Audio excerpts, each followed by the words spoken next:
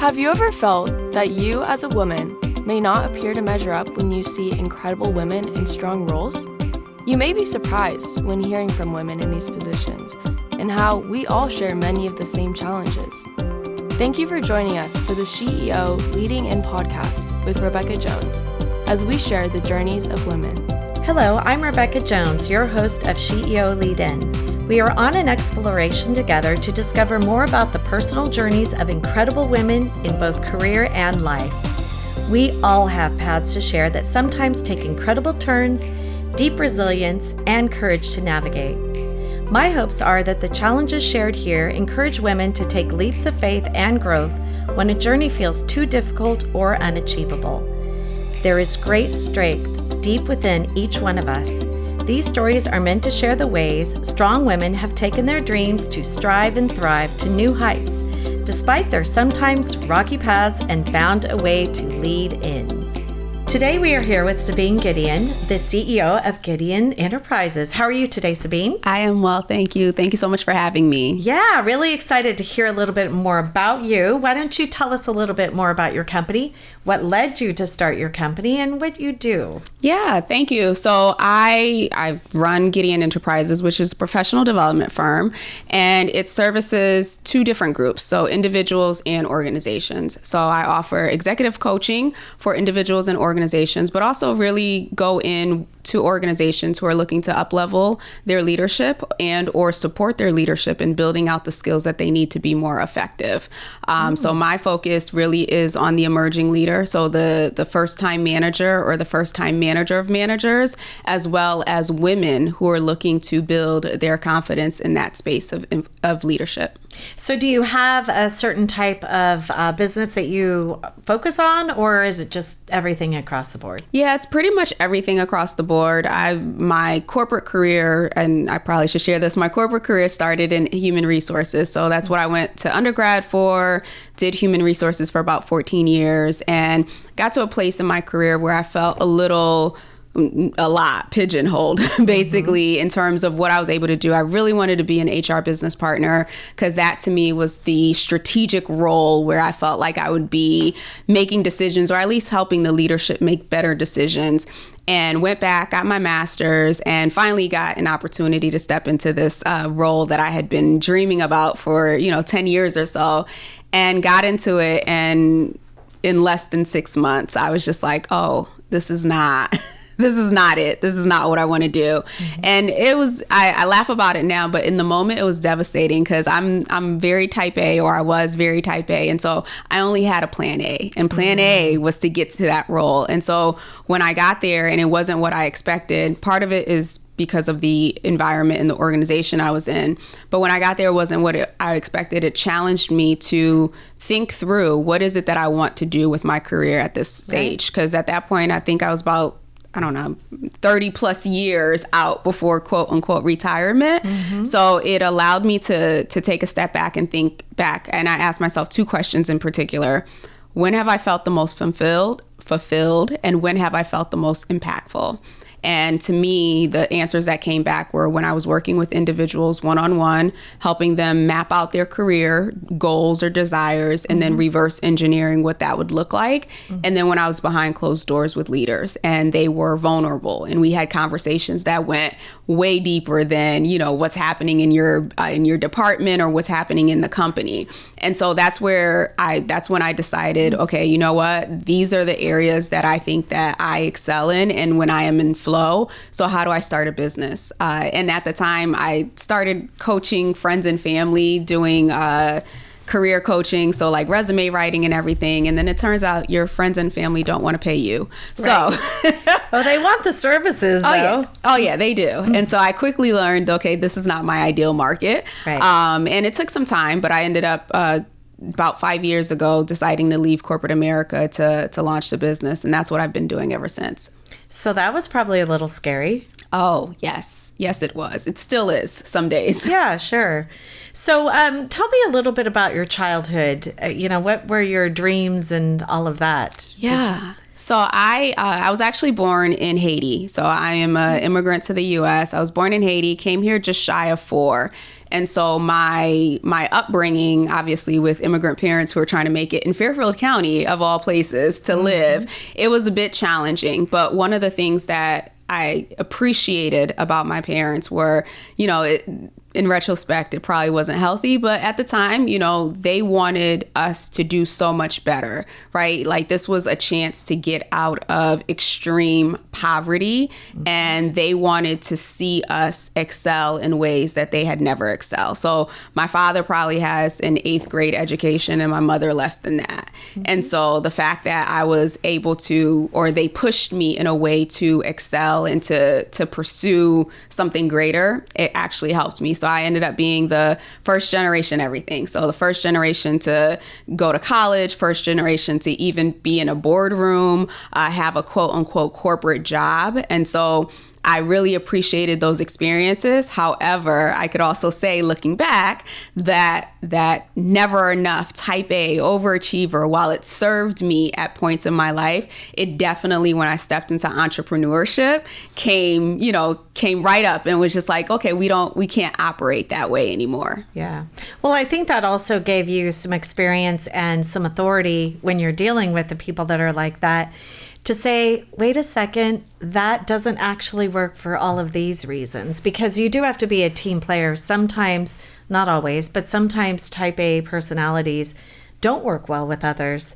They suck up all the air in the room, and sometimes it turns people off, and they won't work as hard, and they won't do the things that they need to do, and they don't feel like there's an option or opportunity for them. Yeah. Don't you think? I mean, that probably I do think so. I think I have a bit of empathy, or a lot of empathy, for type A personalities, because while that might be the external experience, I know what's happening inside. I know the inner critic that is consistently beating them down. I know the lack or the insecurity that they're really masking through all of this achievement. So I have that empathy because I was that person, and I understand that behind the, very short or direct or driven person that seems not to care about people or care about things is actually someone who is trying to find themselves, if you will, through these external achievements. Well, I don't want to say it like this, but I mean, really, that is the psychology of people. And most of the time when they are hurting on the inside, it does have some sort of outward appearance that generally isn't actually who they are. Yeah. So I think that's an interesting perspective that you actually think about that. But it's true. I mean, 100%. So let's talk a little bit about you and what you think would be a word that would cover who you are and really just encapsulate who you are. Light. Yeah. Like what kind of light? Like a bright, shining light. And I can only just say that now, just this past year, I've gone through a personal journey of growth and transformation. And I know, it cycles through, right? If you're not growing, then you're dying. That's the saying. Yeah. But recently, having gone through what I've gone through, I think I would use that same word for everyone, but I know that we're all on a journey to discover that for ourselves. I love that. I honestly have never had anyone say that, and I love it. But you're right. And as you were saying it, you were literally glowing, like your eyes lit up and everything. Wow, that's pretty incredible. I'm just kind of blown away right now. Okay, so let's talk about success. And I don't want to say failure, because a lot of time failure does lead to more success if you look at it right. But talk a little bit about success and failure and maybe some of the things that you've learned through that. Yeah. So when it comes to success, for a very long time, my idea of what success was always reaching some goal, right? Something, whether it was, a certain amount of money or a level in a position or status or whatever. And so that was my definition, and that's what I strove for. becoming an entrepreneur challenged me. In the beginning, I still wanted, to be the 6-7 figure coach and all the other stuff that people were telling me this is what the measure of success was. But I think I say this all the time, that entrepreneurship is the best self-development course you will ever take. It is literally a crash course into the darkness of your soul. And so with that, and it has its rewards. It's humbling, yes, too. Yes, it is. Humbling, especially when you transition from corporate into entrepreneurship. Sure. But one of the things that I quickly had to realize is I had to shut out the noise and define for myself what success was. Because if I was always looking at whatever someone else defined as success, I would never feel enough or believe that I was enough in anything that I was doing. Because guess what? That person's definition of success, once I met that, there was someone who was 10 times more quote unquote successful than them. Right. So I'd always be chasing something. And so in redefining that, I had to get back to, what are my values? What's important to me? Answering the question, who am I? And it was from there where I could get clear on my own self-awareness and my own identity. Then I started to define success of, am I showing up as a loving being to everyone that I encounter? Mm-hmm. Am I serving others with my gifts? What are the things that I'm doing? And then how do I measure whether or not I gave my all versus, did that return, whatever X number of dollars of contract or whatever accolade that was out there? When it comes to failure, again, because of this whole process, and I just did a presentation on it talking about growth mindset, I think we're at a time in society where we need to start redefining what failure means. As most of us know, right, it's not about the word, it's not about the action, but it's about the meaning that we give to things. Mm-hmm. And as kids, we're conditioned to believe that you're either, failing or you're successful. You're either winning or you're losing, right? It's this polarity that it's one or the other. And so we grow up, and especially girls, we grow up, we're already high achievers most of the time. Like we're more advanced than the guys, right? And than the boys. And so we are rewarded. It's the system of reward. Like, you do a good job, you get a gold star. Then you get an A, then you're getting awards, right? And we carry this into our adulthood, and are in our workplaces, in our businesses, still looking for the A, still looking for the grade, still looking for the recognition. And when we don't get it, we identify that as, I'm not good enough. And that's where failure comes in. But the opportunity here is to shift the narrative or shift the meaning behind failure as, okay, I tried something and it didn't work, so this is an opportunity to learn. Mm-hmm. You think about that Thomas Edison quote, I have not failed 10,000 times, but I found 10,000 ways that don't work. So if we start to teach young girls, young boys even, and adults, or have to relearn that if you tried something and it didn't work out the way that you hypothesized it would work, is that really failure? Or is that you tried something, it didn't work out the way that you did? Where can you get the learning lessons from that, right, and then try something differently? I always have A, B, C, D, E, F. Like, I have so many ideas. If one thing doesn't work, I just go on to the next one. Mm-hmm. I don't take it personally. I just think, okay, I've got to just keep going. Like, I have to keep moving forward. So I totally, we just need to, I don't really look at it as failure. I think there are some people, though, that really have an issue with saying, ooh, that didn't work, and now I'm going to have to change. But they keep trying to do the same thing over and over and over, even though they know for a fact it doesn't work. Yeah. And that's where I really feel like our society needs to be maybe a little gentler with, you know what, it's okay. It's okay that didn't work. Let's try something else. Yeah. But not just keep trying to fit like a square peg in a round hole. It doesn't work, obviously.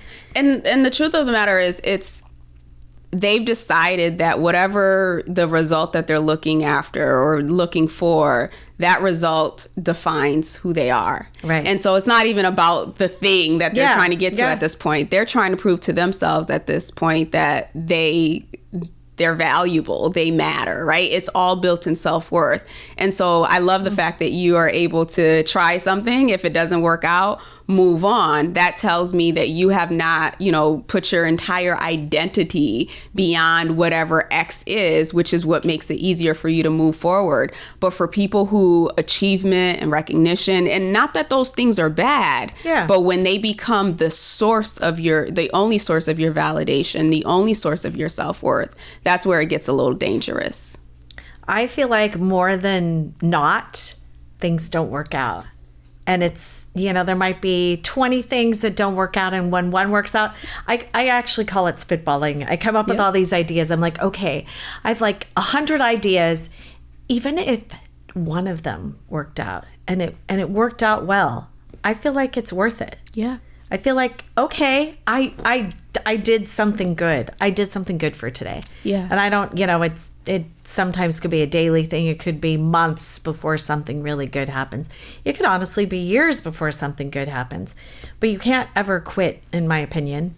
Stop trying. Like, those are, failure's not an option. You got to get to whatever that is that's going to help you not fail. Yeah. But that's, thinking up, continuing to think, continuing to say, okay, I'm gonna take this thing that didn't work and I'm going to change it, whatever that is. It looks different and everything.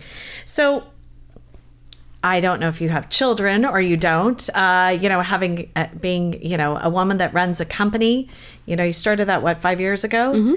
And how do you balance your personal life and your work life, and what does that all look like? So I don't have children yet, and I don't have balance either in the sense of, I have a dog, but work takes up or consumes a lot of my time. So as much as I would love to say, like, I make time for friends and I do all the things, I actually enjoy what I do. So it's not there was a point where I would probably say that, like, I just was a workaholic and needed to be in recovery. But now it's more of a, if I have the energy, if I have the space, because like my mind is always going with ideas. And so when I get an idea, I want to try it. And so while it may sound like it's always work, it's more of me being able to express myself creatively, and that shows up in work. Well, so here's the thing, Sabine. I think when you start your company early on, you do have to devote more time to it. Yeah. You do have to get to a point where it doesn't require as much time, but that's also, having those ideas where you go, okay, I've implemented that and it's working well. And, but I think it's all cycle, it's all going to be a cycle. It's cyclical. So you have highs, you have lows. It's just like life. I mean, but careers, when you start something new, you're going to need to put more time in the beginning. Yeah. It's just not going to make itself happen. It doesn't work like that. So just talking about barriers in your career, what do you think the most significant one has been so far? Ooh, that's a loaded question. Yeah, that's a loaded question. Yep. I think the most significant one, as I think about, where I shared with my parents being hard workers and instilling what they instilled, there was a long point in my career where, even though I was advancing externally, a lot of that was not necessarily for me. It was what I thought I should be doing. It's the path that I thought that this is what you do to be successful, or this is what you do to make your parents proud, or make the Gideon name, or build the Gideon legacy. And so it's not until literally last year that I made a decision, and even starting my own business, I was still following someone else's blueprint and someone else's path. And last year I made the decision, and I was just like, you know what? I don't know what my blueprint is. I don't know what my path is. I don't have a frame of reference, but I'm going to bet on myself, and I'm going to go all in whatever comes out of me creatively. Now, I said this with like excitement and joy, like, oh my gosh, I'm going to get to express myself, not knowing that was going to take me on this journey of transformation, or this journey of discovery, if you will. But I'm grateful for that process, because now today I feel like what I'm building, and I'm 5 years in, I'm still figuring it out. Yeah. I think that's the other thing that most entrepreneurs don't tell the truth, that, you know, you can be 10 years in, you can be 15 years. Time is not a reflection. Time is not always necessary a reflection of whether or not someone has, quote unquote, found their playing field, if you will. That's right. So while I am still figuring it out, I feel so much more aligned with who I am, who I'm being, and how I'm showing up in the world, whether that's in my business, whether that's in my community or day-to-day interactions with people. Well, I like what you're saying, because I for one, really believe in being authentic, being who you want to be, not following someone else's path. I mean, there are a lot of people in every business where you could say, oh, maybe I want to be like them. And then you start getting into it, and then you realize that's not who you actually are. Yeah. And being able to have that authentic self as the lead for whatever it is you want to do in any career, I think is super important. And doing it the way you want. Like if you, for instance, if you're in one of my guests said this, I thought this was really interesting. She said, you know, it used to be all men in gray suits, all showing up to this sort of career. And, you know, that's not necessarily how a woman's going to do it. If you're a girly girl and you're wearing all pink and that's your thing, you should do it your way. It shouldn't be that it's someone else's way. You should always bring your authentic self to any career, because A, you're going to be happier, but B, you're also, I think, going to crush it in a way that you would not do if you were trying to be someone else. Right. And I think that I say this all the time. I still do believe that success leaves clues, right? Mm-hmm. So depending on what you've defined success as, yep, there's probably someone or a group of people who have taken down that path where, you know, the thing is not to become just like them. That's right. It's about, okay, well, what did they do? It's about looking at it from a perspective of learning and curiosity, mm-hmm, and then deciding, you know, what do I take? And the truth is, it's almost like you can try to start your own path, right? That works too, but it's almost like it's part of the process until you try someone else's, you know, strategy or someone else's blueprint or whatever. You won't know that, oh, wow, this isn't for me. Like you think about managers that you've had or leaders that you've been under. Some of my most memorable leaders aren't the ones that were great and that I absolutely loved and we got along with. It's the ones who I was just like, oh, I will never treat anyone that way. Well, and you know, that's a good point, because a lot of people think about, oh, I can only follow in the footsteps that someone has, you know, done this exactly what I want or some of what I want. I think you learn as much from things that you don't want and that you don't like and you don't respect than you do from someone that you do. Right. Like I really do believe that negative experiences shape you also in a way that is very helpful and does, you know, bring a lot of value to you as a person, because you say, that is so not what I agree with, and I won't ever do those things. I think it is really important to always remember that. And that's part of, I think, I don't know if I would call it a failure that you've witnessed, mm-hmm, but kind of in a way, because it's something that you don't agree with and it's not how you're going to serve or, you know, how your career will be. Yeah. So the way I look at it is everyone, and this is just my opinion, but I do believe that everyone that comes into our life, like call it like the cast of characters, if you will, they are all a reflection of ourselves. And so oftentimes we will see someone or their behavior or whatever, and we'll be like, oh my gosh, I don't like that about her. I don't like that about him. And I don't like this. And oftentimes there's a message in what it is, because there are things about people every day that like just roll off your back. Mm-hmm. But those things that trigger you, good or bad, mm-hmm, that is your soul or your spirit saying, okay, there's a mirror moment. That's what I like to call them, mirror moments. Mm-hmm. So when I am triggered either way, whether it's with admiration or whether it is with annoyance, whatever you want to call it, I have to do the work of saying, okay, well, Sabine, what is it in you that has been triggered? Right. Oh, good point. Again, back to psychology here. This is really interesting. I do a lot of mindset work. I have to stay sane. So what are some lessons you've learned that you'd like to share with young women that might be interested in a career like yours? Yeah. So regardless of whether they go into entrepreneurship or business, I think that the sooner we all can get to the source of the question, or can actually answer the question for ourselves, who am I? I think that is number one step. So much of life, especially now with social media and everything else, there's so many messages and so many ideas out here of, this is what you should be. That I see this all the time. A leader must be this, and a person should be this, and all of this. And it's just like, we're snowflakes. We are all snowflakes, and we know that not one snowflake is the same, right? But together, it's a beautiful, before anybody drives on it, when the snow falls, right? Like that first hour, it's just beautiful. It's just a collection of beauty.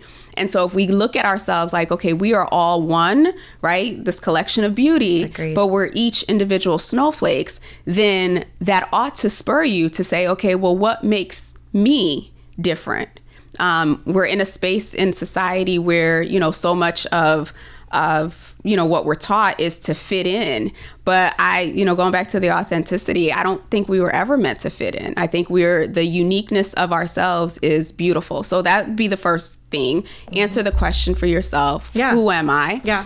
Second, for young girls, definitely, to the extent that you can, when you find someone that you admire, find mentors. Find mentors, because I think that has been very pivotal for me, especially in my corporate career, having other women that I could look up to, other women to say, Sabine, you might not want to do that, to show me the ropes. That was pivotal because I didn't have that frame of reference at home. I didn't have anyone to tell me that.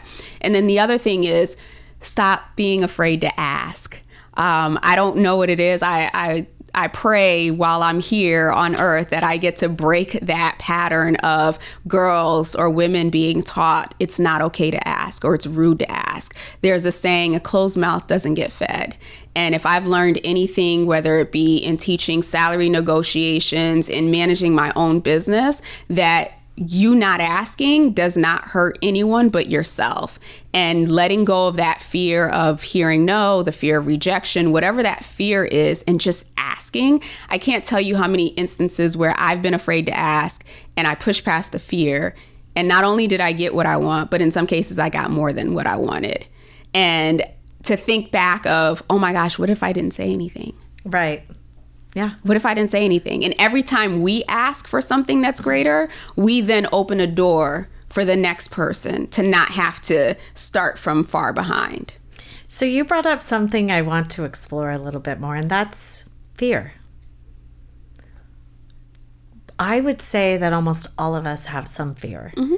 And what would be your advice to overcome some of that? Because I think it holds us back in many cases. Absolutely. I think, a lot of times fear is the difference between the success and failure, and not even trying things that are, kind of outside of your comfort zone. I think, and that's all fear. That all points back to fear. Mm-hmm. What are your thoughts about that? Yeah, so gonna go into the psychology side of this too. Yeah, go girl.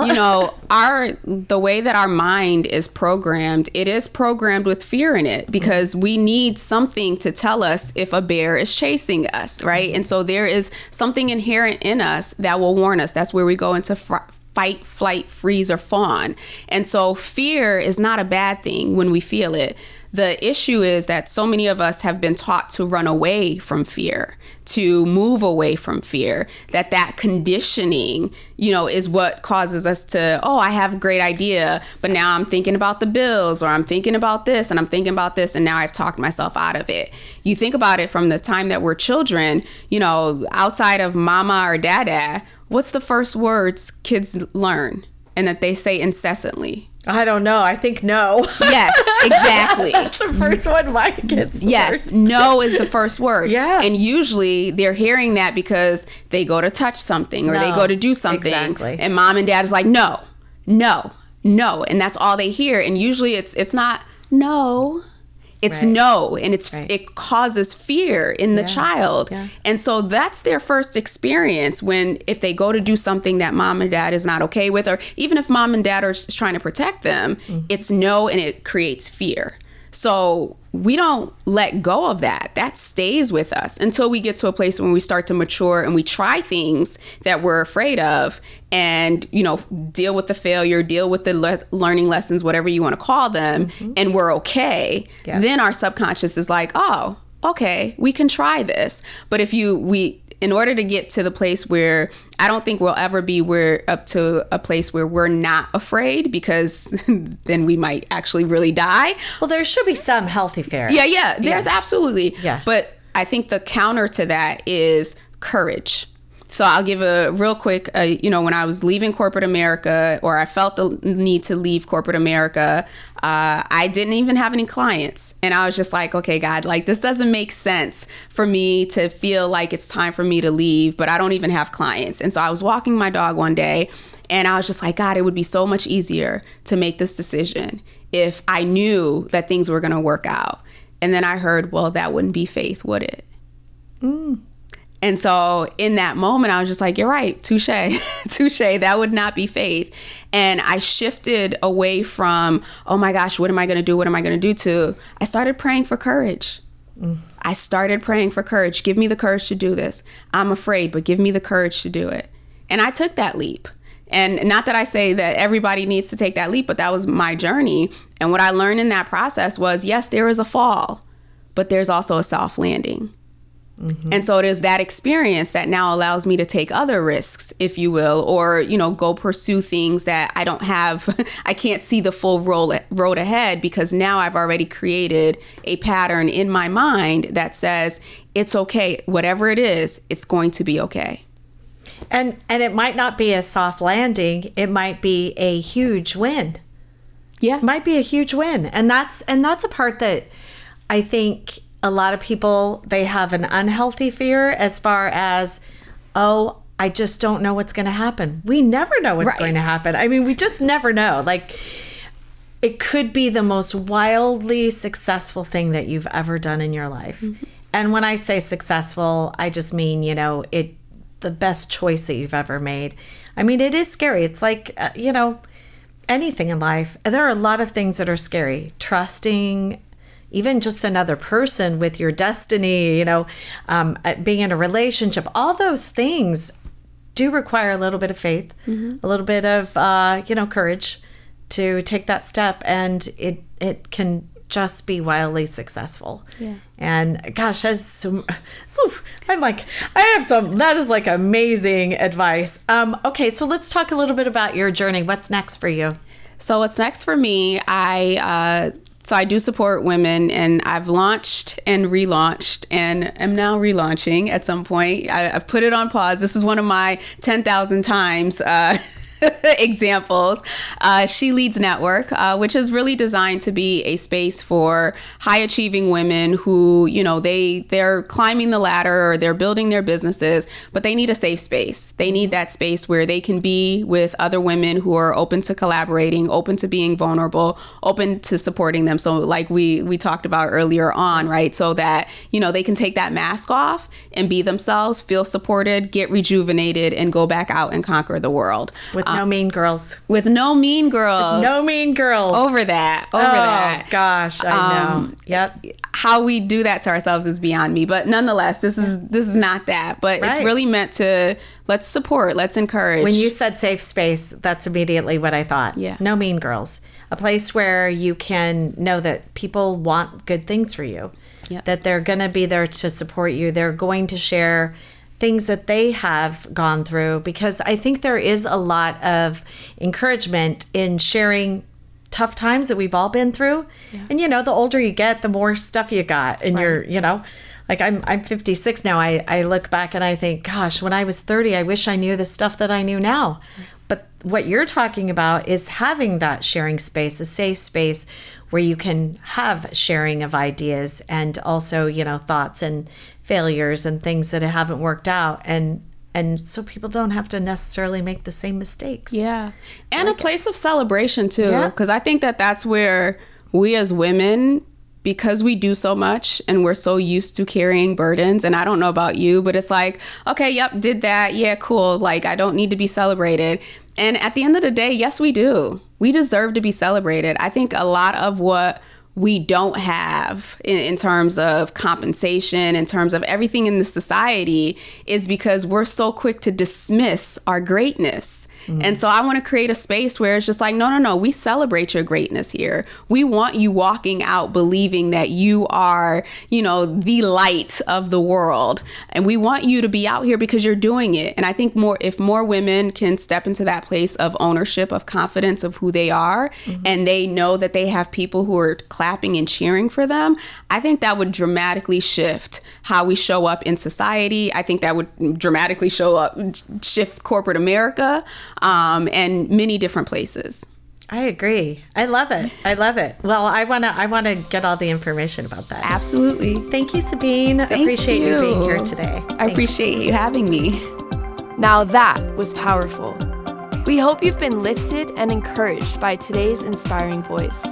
Always remember that life doesn't look exactly the same for each one of us.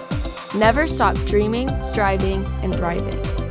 In future episodes, we look forward to bringing you powerful stories from amazing women who learn how to lead in to challenges.